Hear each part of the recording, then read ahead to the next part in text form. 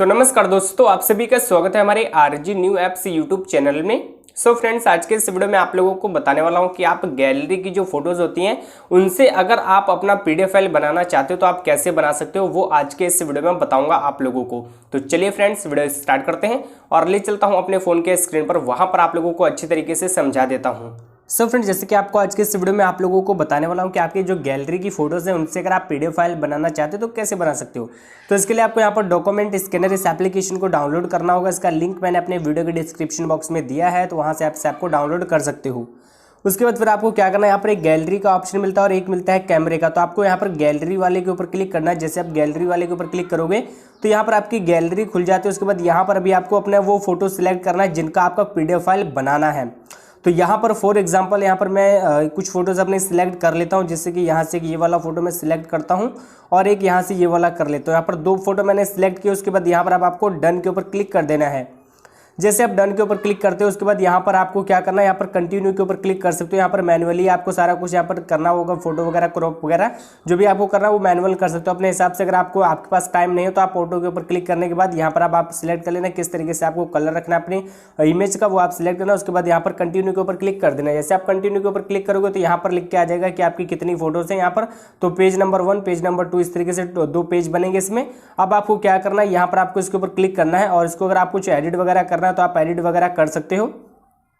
जैसे कि इसके अंदर अगर आपको कलर फिल्टर एडिट करना है तो यहाँ पर एडिट के ऊपर क्लिक करने के बाद यहाँ पर अभी आपको ओके के ऊपर क्लिक करना है। उसके बाद अभी आपको यहाँ पर कलर फिल्टर मिल जाते हैं। यहाँ से आप कलर फिल्टर सिलेक्ट कर सकते हो। जिस तरीके से आपको कलर रखना है अपनी इमेज का उस तरीके से आप कर सकते हो। जैसे कि ज़्यादा आपको डार्क अगर रखना है तो डार्क कर सकते हो। इस तरीके से ब्लैक एंड व्हाइट की जो सेटिंग है वो आप यहाँ पे इस तरीके से कर सकते हो। जैसे आप देख सकते हो यहाँ पर अभी कलर थोड़ा बहुत चेंज हो रहा है ना, तो इस तरीके से आप इसको डार्क करना तो इस तरीके से इसको डार्क भी कर सकते हो। उसके बाद अब आपको क्या करना है, यहाँ पर राइट के ऊपर क्लिक करना है। राइट के ऊपर क्लिक करने के बाद अब आपको यहाँ पर फिर से एक टिक का आइकन है, यहाँ पर आपको फिर से क्लिक करना है। जैसे आप इसके ऊपर क्लिक करोगे तो यहाँ पर एक हमारे सामने एक ऐड आ चुकी है। तो चलिए हम इस ऐड को कट कर देते हैं यहाँ से। तो यहाँ से हमने इस ऐड को कट कर दिया। उसके बाद यहाँ पर हमारा इमेज 1 हमने एडिट कर लिया। अगर दूसरा एडिट करना है तो यहाँ पर दूसरा वाला भी हम इस तरीके से एडिट करेंगे। तो अभी अब आपको सेव के ऊपर क्लिक करना, आप जैसे एडिट कर लेते हो। और उसके बाद यहाँ पर अब आपसे पूछेगा कि आप यहाँ पर जितनी फोटोज आपने ऐड किए, जितने डॉक्यूमेंट आपने लिए हैं उन सभी को सेव करना चाहते हो या सिर्फ एक फोटो को सेव करना चाहते हो। जैसे अभी इसको हमने एडिट किया है तो अगर आप सिर्फ इसका एक अलग पीडीएफ फाइल बनाना है तो आप इसका अलग कर सकते हो, लेकिन हमें दोनों को करना है। तो यहाँ पर हम सेव वाले के ऊपर क्लिक करेंगे, सेकंड वाले ऑप्शन के ऊपर।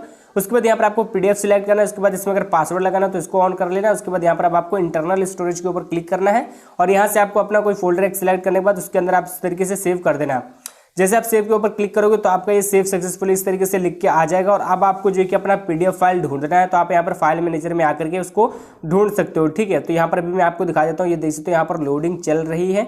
अभी हमारा जो पीडीएफ फाइल है वो यहाँ पर मिल जाएगा। अभी आप देख सकते हो यहाँ पर ये हमारा पीडीएफ फाइल मिल चुका है। इसका जो केबी का साइज आप देख सकते हो 99.68% है इसका, सॉरी 68 केबी है। ठीक है, तो अभी इसका साइज आप यहाँ पे देख सकते हो, यही यहाँ पर है, देख सकते हो 99 है और डॉट और उसके बाद 68 केबी इसका साइज है। इस तरीके से आप चेक कर सकते हो आपका जो केबी का साइज है। इसी तरीके से आप यहाँ पर देख सकते हो कि आपका कौन सा पीडीएफ फाइल है, या फिर आप इसका नाम वगैरह अगर आप रखना चाहो तो वो भी रख सकते हो। अगर इसका साइज अगर आपको कॉम्प्रेस करना, कम करना, तो आप यहाँ पे कॉम्प्रेस के ऊपर क्लिक करने के बाद इसको कम भी कर सकते हो। डायरेक्ट आप यहीं से अगर कहीं और शेयर करना चाहो तो डायरेक्ट आप शेयर कर सकते हो। सो फ्रेंड्स, आज के इस वीडियो में इतना ही।